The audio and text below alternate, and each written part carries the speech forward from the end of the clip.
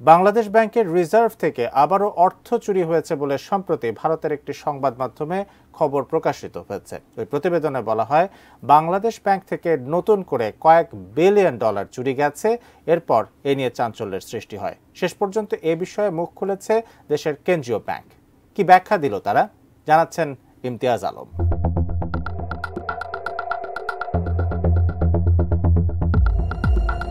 14 মে মঙ্গলবার ভারতীয় গণমাধ্যম নর্থ ইস্ট নিউজে একটি সংবাদ প্রকাশিত হয়।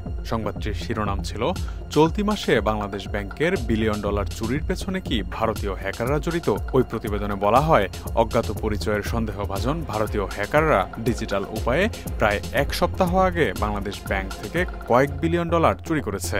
রিজার্ভ চুরির খবরটি প্রকাশিত হওয়ার পরপরই মতিঝিলের ব্যাংকপাড়া, সামাজিক যোগাযোগ মাধ্যম সহ বিভিন্ন মহলে ব্যাপক আলোচনা শুরু হয়। অনেকে এই তথ্যের সত্যতা যাচাইয়ে বাংলাদেশ ব্যাংকের সঙ্গেও যোগাযোগ করেন। নড়েচড়ে বসে বাংলাদেশ ব্যাংকও।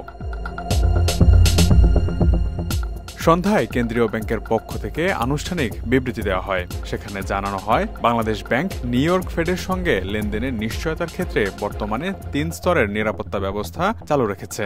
ফলে যে তথ্য প্রকাশ করা হয়েছে তা সঠিক নয়। ভারতীয় পোর্টালের সেই খবর নাকচ করে দিয়ে বাংলাদেশ ব্যাংক বলছে, নতুন করে কোনো রিজার্ভ চুরি হয়নি, ওই খবরটি সম্পূর্ণরূপে ভুয়া।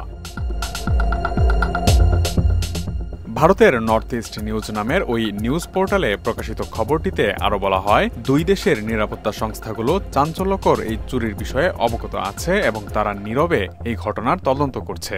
এতে আরও বলা হয়, এমন একটি সময়ে বাংলাদেশ ব্যাংকে হ্যাকিংয়ের ঘটনা ঘটেছে যখন বাংলাদেশের বৈদেশিক মুদ্রার রিজার্ভ 13 বিলিয়ন ডলার নিয়ে তলানিতে রয়েছে। একই সাথে বাংলাদেশ ব্যাংকে সাংবাদিকদের প্রবেশ সীমিত করা হয়েছে। কিছু কর্মকর্তা সন্দেহ করছেন, রিজার্ভ চুরির সংখ্যাটি একক হতে পারে। এটি আমদানি বিল নিষ্পত্তিতে চরম অসুবিধারও সৃষ্টি করতে পারে। 100% কপার কন্ডেন্সারে তৈরি ভিশন ফ্রিজ, তাই গুণে মানে অটুট থাকে বছরের পর বছর। এর আগে 2016 সালের ফেব্রুয়ারি মাসে সুইফট সিস্টেম ব্যবহার করে 35টি ভুয়া বার্তা পাঠিয়ে যুক্তরাষ্ট্রের federal reserve bank of new ইয়র্কে রাখা বাংলাদেশ ব্যাংকের হিসাব থেকে রিজার্ভের 10 কোটি 10 লাখ ডলার চুরি হয়। এর মধ্যে একটি মেসেজের মাধ্যমে শ্রীলঙ্কায় একটি ভুয়া এনজিওর নামে 20 মিলিয়ন ডলার সরিয়ে নেওয়া হলেও বানান ভুলের কারণে সন্দেহ হওয়ায় শেষ মুহূর্তে তা আটকে যায়।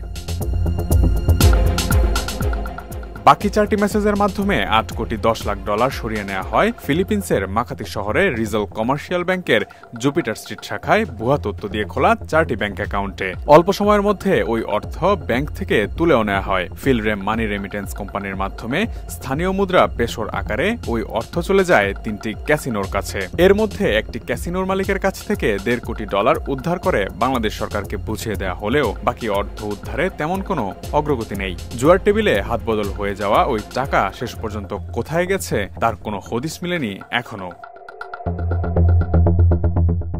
Imtiaz Alam, desk report, ATN news.